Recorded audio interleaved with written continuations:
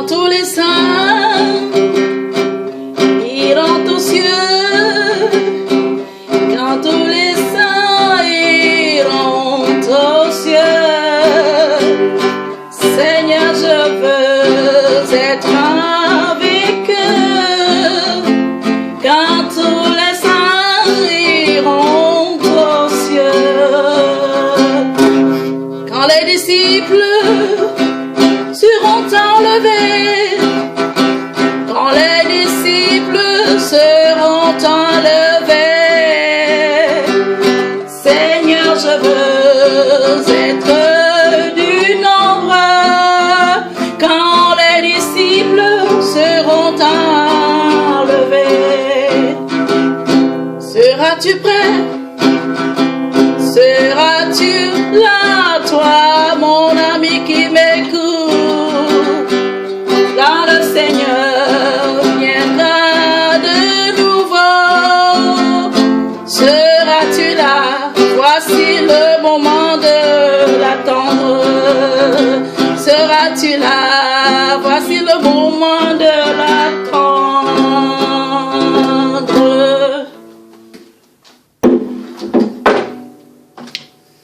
Bonjour et bon dimanche à vous. Je suis contente et heureuse d'être de nouveau parmi vous.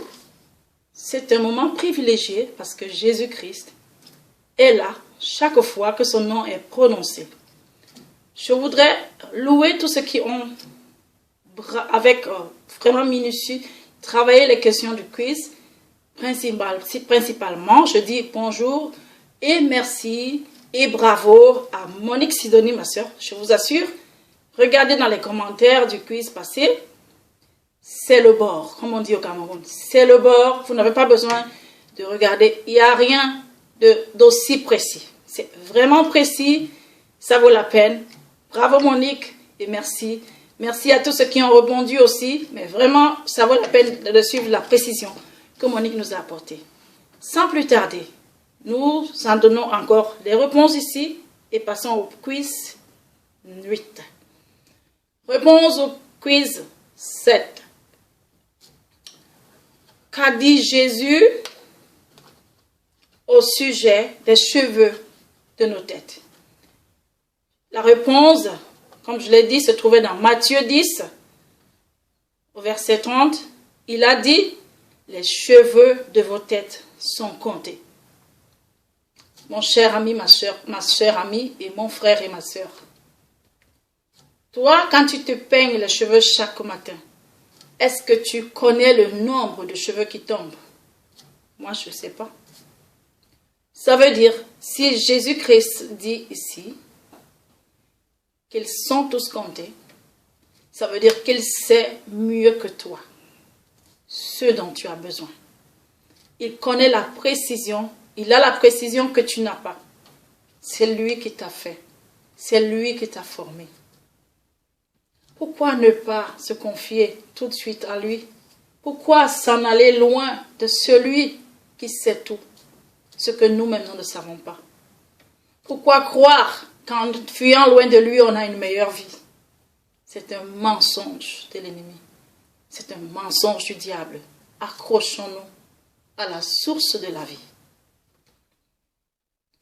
Où se trouve Jean-Baptiste à la fin de sa vie? Jean-Baptiste se trouve en prison.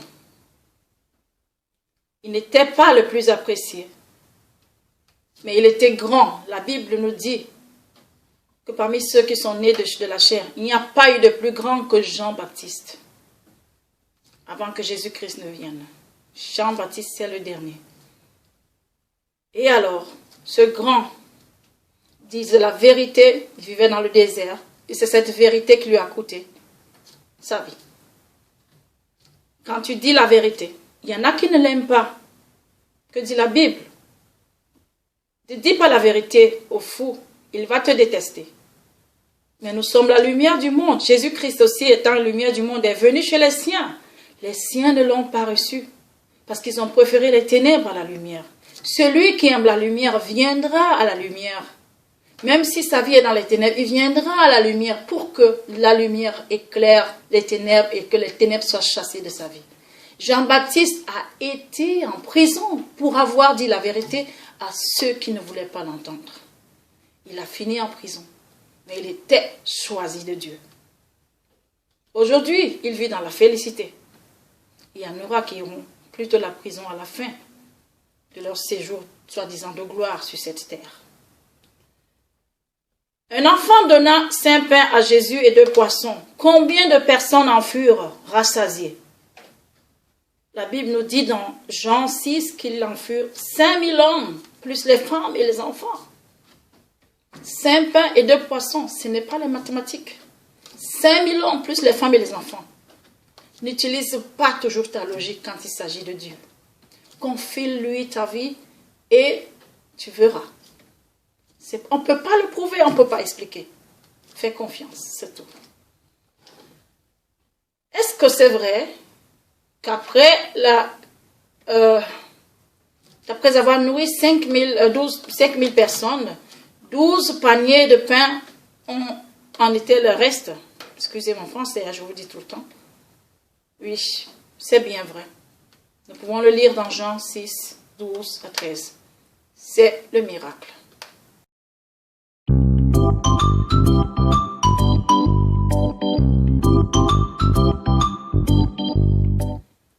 Lequel des disciples a pu marcher sur les eaux du lac? Sur les vagues, c'est Pierre, Matthieu 14, 22 à 33. Il l'a fait parce qu'il avait une relation avec Jésus. Il a dit, si c'est toi, ordonne que je marche sur l'eau. Et Jésus lui a dit, viens. Quand tu as une relation avec Dieu, ose parfois lui demander des choses. En osant, tout ce que tu crois, tu l'auras.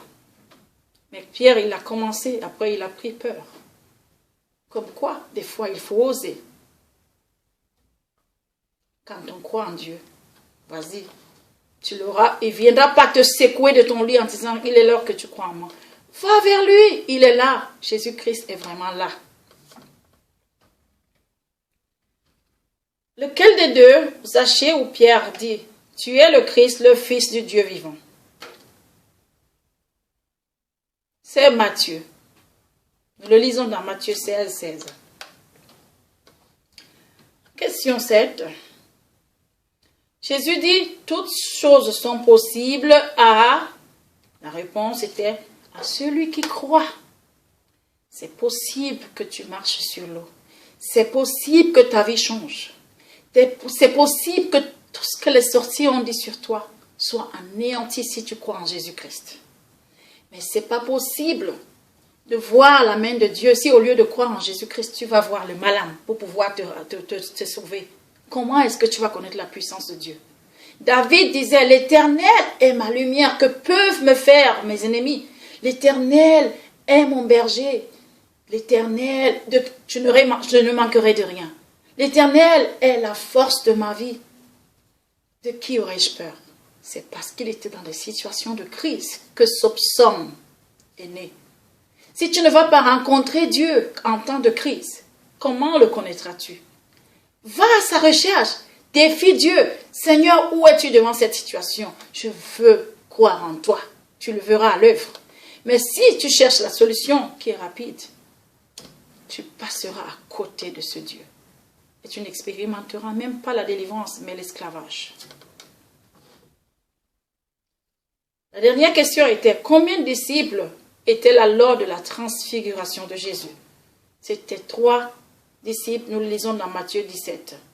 Jacques, Jean et Pierre. Ils ont eu une dimension de ce Dieu-là. Ce n'était plus le fils du charpentier, ce n'était plus le charpentier qui fait des miracles parmi les hommes. Ils ont vu l'autre dimension. Nous ne sommes pas que charnels, comme disait une amie, une sœur. Bonjour Caroline, j'ai lu ça, ton message sur Facebook. Eh bien, nous sommes, il y a 3 dimensions en nous. Ce n'est pas forcément les dimensions du visible. Il y a aussi une dimension invisible en l'homme. Et l'homme qui meurt, qui est couché devant vous, est physique. Mais l'homme esprit continue. La question c'est où? Alors Jésus leur montre une dimension de lui. la transfiguration de Jésus-Christ.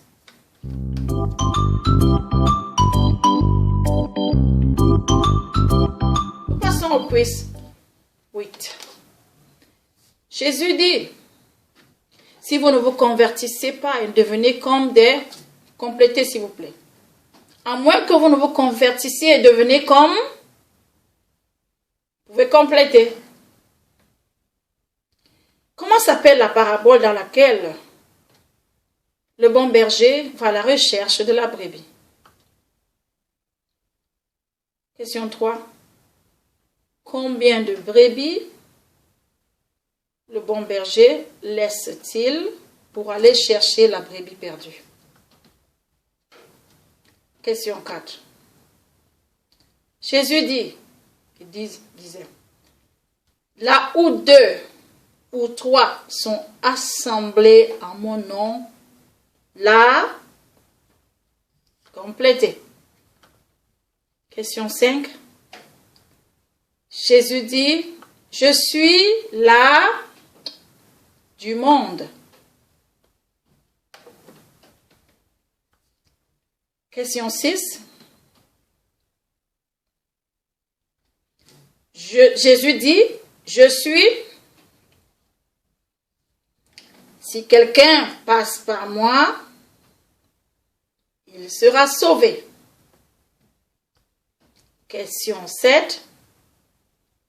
Jésus dit, je suis le bon. Et la dernière question. Comment s'appelle la parabole dans laquelle un homme a été agressé par les voyous? Je vous souhaite bon dimanche dans la lecture merveilleuse de sa parole. Pour que vous ne vous perdiez pas, lisez dans Matthieu 18, lisez dans Jean 8, lisez dans Jean 10, lisez dans Luc 10, vous y trouverez les réponses. Bon dimanche, je vous aime, à bientôt.